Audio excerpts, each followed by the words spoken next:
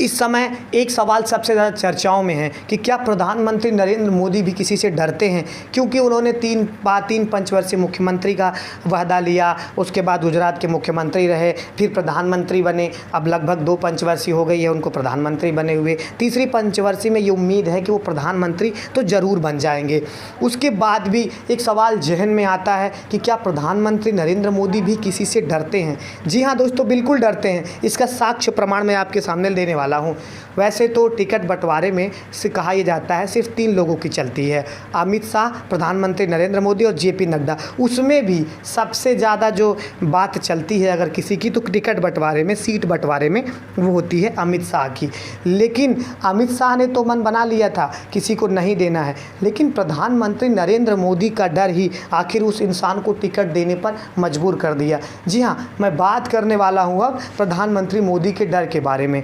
वो शख्स से वो डर गए जिनके ऊपर भ्रष्टाचार के आरोप हैं, वो शख्स से वो डर गए जिनके ऊपर यौन शोषण के आरोप हैं, और एक खुली चुनौती दी थी एक शख्स ने, उस चुनौती को भी स्वीकार करने से घबरा गए प्रधानमंत्री नरेंद्र मोदी। उन्होंने कहा था, कौन है जो मेरा टिकट काट रहा है? नाम तो आप समझ गए होंगे। अब मैं बात कर रहा हूँ कैसरगंज लोकसभा सीट के सांसद रहे बृजभूषण शरण सिंह का। उन्होंने कहा था, कौन है जो मेरा टिकट काट देगा? और उनका एक बयान तो आज भी काफ़ी चर्चाओं में है कि दबदबा तो है, दबदबा तो रहेगा, मेरा नहीं मेरे परिवार का, लेकिन दबदबा तो है।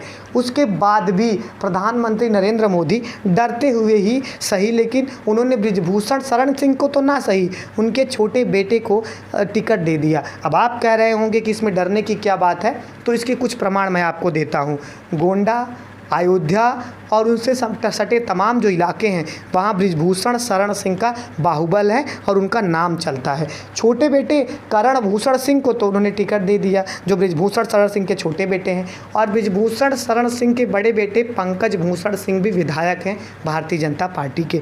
यानी कि पूरे परिवार तो अब चले गए हैं भारतीय जनता पार्टी में। अगर डर ना होता तो शायद करण भूषण सिंह को भी टिकट नहीं मिलता, क्योंकि करण भूषण सिंह ने खुद ये कहा कि मुझे इसका अंदाज़ा कतई नहीं था कि इतनी जल्दी मुझे राजनीति में मेरी एंट्री हो जाएगी और मुझे टिकट मिल जाएगा। तो कहीं ना कहीं भारतीय जनता पार्टी की जो ये बातें होती हैं, किसी से डरना नहीं होता, किसी से सब अपने मन के होते हैं, तो ऐसा नहीं है। एक ऐसा नेता है जो प्रधानमंत्री नरेंद्र मोदी को भी डरा धमका दिया, ना सिर्फ मोदी बल्कि अमित शाह और जेपी नड्डा को भी डरा धमका दिया। वो कौन है? बृजभूषण शरण सिंह। और बृजभूषण शरण सिंह इसलिए भी डरा गए क्योंकि इस बार क्षत्रिय समाज का विरोध भारतीय जनता पार्टी के खिलाफ था। अगर बृजभूषण शरण सिंह को के परिवार से उनको टिकट नहीं मिलता तो कहीं ना कहीं जो आगे के चुनाव हैं, आगे चरण के चुनाव हैं, उसमें भारतीय जनता पार्टी का काफ़ी नुकसान हो जाता। तो कहीं ना कहीं जो ये चीज़ है, ये बाकायदा आकर्षण की धुरी बनी हुई है कि अब मोदी भी डरने लगे हैं किससे? अपने सांसद बृजभूषण शरण सिंह से। तमाम लोकसभा चुनावों से जुड़ी पल पल की खबरों के लिए और ऐसे ही वीडियो के लिए किसके बारे में आपको वीडियो चाहिए, उस बारे में अगर कमेंट करके बताएं, हम ज़रूर बनाएंगे। नमस्कार दोस्तों।